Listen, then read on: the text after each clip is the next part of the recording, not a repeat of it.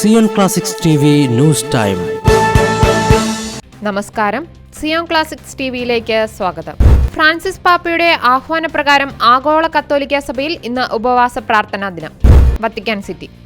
Francis പാപ്പയുടെ ആഹ്വാനപ്രകാരം ഇന്ന് ലോക സമാധാനത്തിനായി ആഗോള കത്തോലിക്ക സഭ ഉപവാസ പ്രാർത്ഥനാ ദിനമായി ആചരിക്കുന്നു.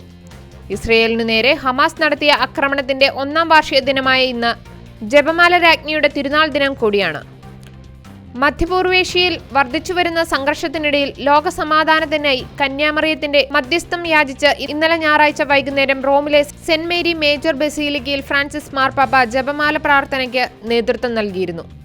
ഒക്ടോബർ 2 സീനഡ് അസംബ്ലിയുടെ 2-ാം സെഷന്റെ ഉദ്ഘാടന കുർബാന മധ്യേ പങ്കുവച്ച സന്ദേശത്തിന്റെ അവസാനത്തിലാണ് ഒക്ടോബർ 7-ാം തീയതി വിശുദ്ധ നാട്ടിലെ യുദ്ധം അവസാനിപ്പിക്കുന്നതിനും സമാധാനം സംജാതമാകുന്നതിനും ഉപവാസ പ്രാർത്ഥനയ്ക്ക് പാപ്പ ആഹ്വാനം ചെയ്തത്. തിന്മയുടെ ഇരുണ്ട മേഘങ്ങളെ തുരത്താൻ സമാധാന രാജ്ഞിയായ പരിശുദ്ധ മാതാവിന്റെ മധ്യസ്ഥ സഹായം ഫ്രാൻസിസ് പാപ്പ തേടിയെന്ന് വത്തിക്കാന്റെ റിപ്പോർട്ടിൽ പറയുന്നു. അമ്മേ, നമ്മുടെ ലോകത്തിനു വേണ്ടി മധ്യസ്ഥം വഹിക്കണമേ. ജീവൻ രക്ഷിക്കാനും യുദ്ധത്തെ തള്ളിക്കളയുവാനും കഷ്ടപ്പെടുന്നവരെയും ദരിദ്രരെയും പ്രതിരോധമില്ലാത്തവരെയും രോഗികളെയും ദുരിതമനുഭവിക്കുന്നവരെയും പരിപാലിക്കുകയും പൊതുഭവനത്തെ സംരക്ഷിക്കുകയും ചെയ്യട്ടെ. സമാധാനത്തിന്റെ രാജ്ഞി ദൈവത്തിന്റെ കരുണയ്ക്കായി മധ്യസ്ഥം വഹിക്കാൻ ഞങ്ങൾ നിങ്ങളോട് അപേക്ഷിക്കുന്നു. വിദ്വേഷം വളർത്തുന്നവരുടെ ആത്മാക്കളെ പരിവർത്തനം ചെയ്യുക.